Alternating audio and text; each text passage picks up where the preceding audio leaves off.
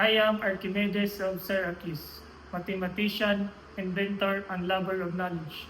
Born in 287 BC, I explored the mysteries of mathematics, physics, and engineering.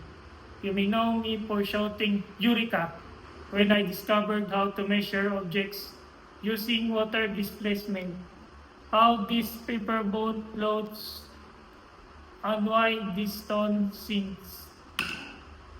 I studied Leber's design war machines and uncovered the principles of buoyancy, all in pursuit of understanding the world through reason and logic. Give me a labor and a place to stand, and I shall move the earth. I am Archimedes, and my ideas still shape science today.